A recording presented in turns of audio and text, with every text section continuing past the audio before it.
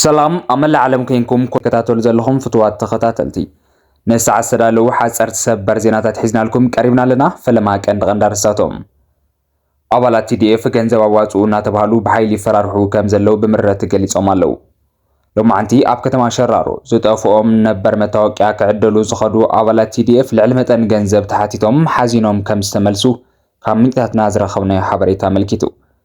حمدان داغالو حميتي ني إرترا بخبيدا ጠንቂቑ ይርከብ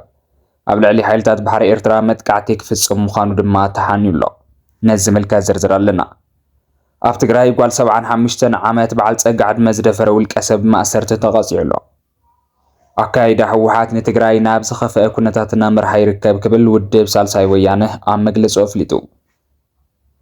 تمالي 26 ጉንበት ታሽዕ ወርሒ 2017 ዓመተ ምህረት ጥራሕ ልዕሊ 78 ተጋደልቲ ሓሽካር ዘይሕጋዊ ውድብ ኣይኮናን ኢሎም ናብ ሓራ መሬት ብጾቶም ተጸምቢሮም ከም ዘሎ ምፍላጥ ተኻኢሉ እቶም ናብ ሓራ መሬት ዝተጸምበሩ ወገናት 20 ክላሽን 2 ስናይፐርን ሒዞም ከም ዝኣተው ድማ ብተወሳኺ ምፍላጥ ክኢልና ኣለና ኣብ ማእኸል መዕቆብ ተመዛበልቲ ሕጻጽ ሞት 308 ተመዛበልቲ ወገናት ኣጋጢሙ ናይዚኦምን ካልኦት ዝርዝራት ኣለውና ክሳብ ፍጻመታቶም ክትከታተሉ ከለኹም ትሰምዕዎም ኢኹም ፈለማይ ዜናና ዝኾን ዘሎ አባላት TDF በኃይሊ ገንዘብ አዋጽኡ እናተባሃሉ ይፈራርሑ ከም ዘሎ ገሊጾምልና ኣለው እቲ ሎማዓንቲ ዝረኸብናዮ ሓበሬታ ከም ዘመልክቶ ኣብ ከተማ ሸራሮ ሎማዓንቲ መታወቂያ ክነህበኩም ኢሎም ጸዊዖሞም ምስከዱ ናይ ቀይሕ መስቀል 100 ቅርሺ ናይ ማሕበር ልምዓት ትግራይ 50 ቅርሺ ከምኡ ናይ መታወቂያ 60 ቅርሺ ክፈሉ ተባሂሎም ልዕሊ ዓቕሞም ኮይኖም 210 ቅርሺ ክንኸፍል ስለ ዘይከኣልና ሓዚና ተመሊስና ኣለና ክብሉ ካብ ሸራሮ ዝነገሩና ሰባት ገሊጾም ኣለው አባላት TDF ካፍታ ዝረኽዋ ንእሽተን ደሞዝ ገንዘብ አዋጽኡ ዝተፈላለዩ መዋጮታት ኣለው አዋጽኡ እንዳተባሃልና ንሳቐልና ክብሉ የማሩሩለው ብተመሳሳሊ ድማ ከምዚ ዓይነት ዜናታት ኣብ ዩቲዩብ ይኹን ኣብ ቲክቶክ ከምኡ'ውን ኣብ ፌስቡክ እናተቅዑ ንሰምዕ ጸኒሕና ሕጂ ድማ እዚ ጉዳይ ደፊኡ ይመጽእ ስለ ዘሎ ድምፂ ኹንና ዝበሉ ወገናት ልዕሊ ዓቕምና ገንዘብ አዋጽኡ ንበሃል ኣለና ንሕና ክንኽፈል ይግባአና እምበር ክንኸፍሎ ዝግባአና ገንዘብ የብልናን ክብሉ ገሊጾም ኣለው ንሕና ድማ ኣቃሊዕና ኣለና ዜናታትና ይቐጽሉሎ ፍትዋት ተኸታተልቲ ኣብ ማእኸል መዕቆብ ተመዛበልቲ ሕጻጽ ሞት 308 ተመዛበልቲ ወገናት ኣጋጢሙሎ ኣብ ዞባ ሰሜን ምዕራብ ዝርከብ ማእኸል ተመዛበልቲ ብሰንኪ ዋሕዲ ሓገዝ ዘጋጥም ሕማምን ሞትን ቀጺሉ ኣሎ ክብል ጋዜጠኛ ኪዳነ ማርያም ብርሃነ ገሊጹ እዩ ጋዜጠኛ ድምፂ ወያነ ትግራይ ዝኾነ ኪዳነ ማርያም ብርሃነ ጉንበት 27 2017 ዓ.ም ካብ ሕጻጽ ኣብ ገጽ ማሕበራዊ ሚድዩ ከም ዝበሎ ካብ ስምምዕ ሰላም ፕሪቶሪያ ንድሓር ጥራይ ኣብቲ ማእኸል 38 ተመዛበልቲ ብሰንኪ ጥሜትን ስእነት ሰብኣዊ ሓገዝ ዝወለዶም ጸገማትን ህይወቶም ሲኢኖም ኣለዉ ክብል ኣፍሊጡሎ ሕዚ እውን ጥሜት ዘሰኮኖም ጽምኢ ማይ ሰዓሮም ሕማማት ዝተባራረይዎም ብርክት ዝበሉ ተመዛበልቲ ወገናት ሞት ኣብ ዝባኖም ኣዘንቢዩ ዝፈረሰ ሰማይ ደግፎም ይሓድሩ ኣለዉ ክብል እቲ ጋዜጠኛ ወሲኹ ኣፍሊጡሎ ዕሽሽታይ ኣክል ዝበለት ጋዜጠኛ ህዝብን መንግስትን ብህጹጽ ክበዝሓሎም ካብ ማእኸል መዕቆብ ተመዛበልቲ ሕጻጽ ምሕጸንቱ ኣቕሪቡሎ حمدان داغالو حميتي ني إرترا بخبيዳ ጠንቂቑሎ ኣብ ልዕሊ ሓይልታት ባሕሪ ኤርትራ መጥቃዕቲ ክፍጽም ምዃኑ ድማ እቲ ጀነራል ወሲኹ ተሓኒዩ ይርከብ መራሒ ሓይልታት ዳዕመ ሰሪዕ ጀነራል መሐመድ حمدان ዳጋሎ حميتي ሰራዊቱ ኣብ ከባቢ ዞባ ኮሮፋን ዝተወሰኑ ከባቢታት ድሕሪ ምቁጽጻሮም ብኽልተ ሰነ ብመገዲ ቴሌግራም ሓፈሻዊ መግለጺ ሂቡ ይርከብ ንሱ ኣብቲ ህልው ኩነታት ኩናት ሱዳን ማእኸል ገይሩ ሓያሎ ኣርእስታት ዝተናኸፈ መግለጺ እዩ ኤርትራን መራሒ ፕሬዝዳንት ኢሳያስ ኣፈወርቅን ጠቒሱሎ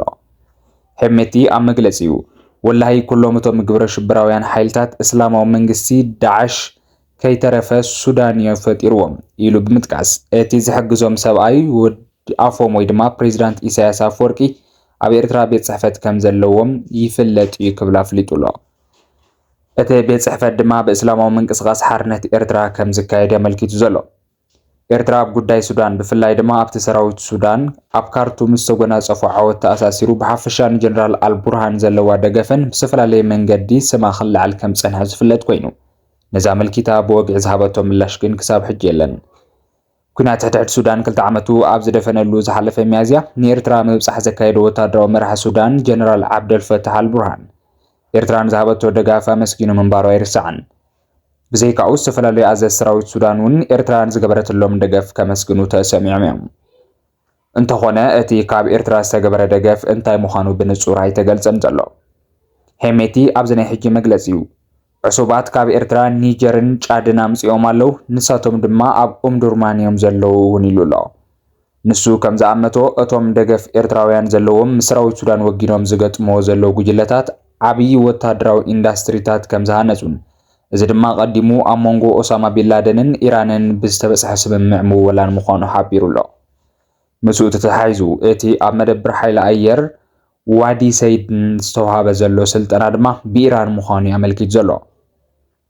እቲ ሰላም ከም ዝደሊ ግን ድማ ናብቲ ዝሞተ እዩ ዝበሎ ብመንጎኝነት ኣሜሪካን ስዑድ ዓረብን ዝኸይድ ዝነበረ ዘተ ሰላም ጅዳ ደጊም ከም ዘይምለስ ሓበረ ጀነራል ዳጋሎ ንግብፂ እውን ወሲኹ ከሲሱ ይርከብ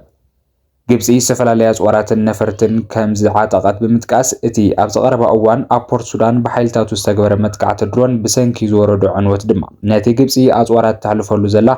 ብመሬት ከይተረፈት ትጥቀመሉ ዘላ መነጽራት ንፈልጦ ኢና ነዚ ድማ ኣጥቂዕና እዩ ኢና ክብል ሓቢሩ ኣሎ ጀነራል መሐመድ ሐምዳን ዳጋሎ ሄሜቲ እዚ ኣብ ሱዳን ዝካየድ ዘሎ ኩናት ሕድሕድ ዝተፈላለዩ ሃገራትን ግብረ ሽበራውያንን ዝበሎም ጉጅለታት ዝሳተፈ ዓለም ለኻዊ ተገዳስነት ዘድልዮ ሰፊሕ ኩናት ምዃኑ እኳ እንተኣመተ እቲ ንሱ ይረኽቦ ኣሎ ዝበሎ ገዚፍ ደገፍ ኤምራት ዓረብ ግን ኣይጠቐሰን ዘሎ ሕቡራት ኤምራት ዓረብ ኣብ ጎኒ ዳዕመ ሰሪዕ ደው ከም ዝበለትን ብዝተፈላለዩ መስመራት ጎረባብቲ ሃገራት ኣቢላ ዘይተኣደነ ወታደራዊ ኣጽዋራትን ናውትን ተቐብሎም ከም ዘላን ክትኽሰስ ጸኒሓ እያ ኢትዮጵያ እውን ኣብዚ ኢድ ከም ዘለዋ እያ ትፍለጥ ኤምረት ግን ነዚ ክስተታት እዚ ብዕሊ እያ ትነጽጎ ፍትዋት ተኸታተልቲ ዜናታትና ቀፂሎም ኣለው ጓል 75 ዓመት በዓል ፀጋ ዕድመ ዝደፈረ ውልቀ ሰብ ብማእሰርቲ ተቐፂዑ ይርከብ ነባርነቱ ወረዳ ሕፍሮም ታሕታይ መጋርያ ጸምሪ ዝኾነ ተኸሳሲ ጓል 75 ዓመት በዓል ፀጋ ዕድመ ብምድፋሩ ክሲ ተመስሪትዎ ዘሎ ኣይተታደሰ ፍስሓ ዝተባሃለ ውልቀ ሰብ ጸልማት ምኽንያት ብምግባር ንጓል 75 ዓመት በዓል ፀጋ ዕድመ ብምድፋሩ ክሲ ተመስሪትዎ ጉዳዩ ብሕጊ ክርአ ጸኒሑ እዩ ነዚ ጉዳይ ክርአ ጸንሐ ማእኸላይ ቤት ፍርዲ ዞባ ማእኸል ምድብ መጋባእያ እንትጮ ነተኸሳሲ ጥፋኣተኛ ብምባል 22 ጉንበት 2017 ዓ.ም ኣብ ዝወዓለ መጋባእያ ብ7 ዓመት ጽኑዕ ማእሰርቲ ክቕጻዕ ተወሲንዎ ክብል ቤት ጽሕፈት ዓቃቢ ሕጊ ዞባ ማእኸል ጽብጺቡ ኣባላት TDF ገንዘብ ኣዋጽኡ እናተባሃሉ ብሓይሊ ፈራርሑ ከም ዘለው ብምረት ገሊጾም ኣለው ይቅርታ ኣካይዳ ህወሓት ንትግራይ ናብ ዝኸፈአ ኩነታትና መርሓ ይርከብ ክብል ውድብ ሳልሳይ ወያነ ትግራይ ገሊጹ ነፍሕታት ሚድያ ስርዓታት ኢትዮጵያን ኤርትራን ይገብርዎ ካብ ዘለው ጎስጓሳት ይኹን ካብ ባህር ዞም ክልተ መንግስታት ተላዒልካ እንትርአ ፍሽካው ኩናት ክንፋሕ ከም ዝተቃረበ ምግማት ይከኣል ይብል ኣብ መግለፂኡ ክልቲኦም ስርዓታት ይቕጽል ኣብ ዘሎ ጥፍኣት ትግራይን ተጋሩን እቲ ዝዓበየ እጃም ዝወስዱ እዮም ስለዚ ኣብ መንጎ ዞም ክልተ ሓይልታት ዝለዓለ ጎንፂ ኣብ ልዕሊ ትግራይ ዝህልዎ ሓደጋ ኣዝዩ ከቢድ እዩ ዛዕባ ብሄረ ትግራይ ጣጦም ከም ዘይኮነ ደጋጊሞም ግልጽ ዝገበሩ ሰብ ህወሓት ትግራይና ኣካል ዝኾናት ክትኸውን ዘግብር ፖለቲካዊ ስራሕቲ ካብ ዝጅምሩ ጸኒሖም ኣሎ ይብል ውድብ ሳልሳይ ወያነ ነዚ ብትሪ እናኾነነ ዝመፀ ሳልሳይ ወያነ ትግራይ ሕዙን በትን ተሰሊፎም ትግራይ ዓውደ ኩናት ንምግባር ዝህቅኑ ዘለው ጉጅለታት ካብ ዝእከይ ተግባሮም ክቁጠቡ ንተሓሳስብ ኢሎ ኣብ መግለፂኡ ኣብዚ እዋን ትግራይ ኣይኮነን ዶ ዓውደ ኩናት ክትኸውን በቲ ጀኖሳይዳዊ ኩናት ካብ ዝበፅሓ ጉድኣት ከይሓወየት ኣብ ከቢድ ኩነታት ኣላ ህዝባ ተበቲኑ ግዛኣታ ተወሪሩ መንእሰያታት ተስፋ ቆሪፆም ተሰዲዶም ሓድነታ ተበቲኑ ኮታስ ኩሉ ማሕበራዊ ኢኮኖሚያዊ ቁጠባውን ፖለቲካውን ጸገማት ተደራሪቦ ይርከብ ኣብዚ ኩነታት ዘላ ትግራይ ካልእ ኩናት ዝፃወር እንግዳ የብላን ክብል ኣብቲ መግለፂ ወሲኹ ገሊጹ ኣሎ ፍትዋት ተኸታተልቲ ኣብ መወዳእታ ናበኹም ነብሎ ዜና ኣብ ታሪክ ኣኽሱማውያንን ዳእማትን ትኹረት ገይራ ብደራስን ጋዜጠኛን ዲያቆን ካሕሳይ ኣብርሃ ዝተጻሕፈት ፍልይቲ መጽሓፍ ሳባውያን ወኣጋእዝያን ክፋል 1 ኣብ ትግራይ ተመሪቓ ኣላ እዛ ሎማዓንቲ ኣብ ከተማ መቐለ ኣዘራራዊት ኮይና ውዒላ ዘላ መጽሓፍ ተጋሩ ኣብ ጉዕዞ ብራኸ ብዝብል ኣብ ታሪክ ኣኽሱማውያንን ዳእማትን ብፍሉይ ትኹረት ገይራ ዝተጻሕፈት እያ ተባሂሉ ኣሎ መጻኢና ውሕስ ክንገብር እንተኾይንና ሕሉፍ ታሪኽናን መንነትናን ብዝግባእ እንተሰዲድናን እንተጽሒፍናን ኢሉ ብፁዕ ኣቡነ ዮሃንስ እታ መጽሓፍ ንኡስ ወለዶ ታሪኽ ኣብ ምስራሕን ኣብ ምስናድን ዝገብሮ ዘሎ ቃልሲ ኣወንታዊ ምስክር ምዃኑ ድማ ገሊጹ ኣሎ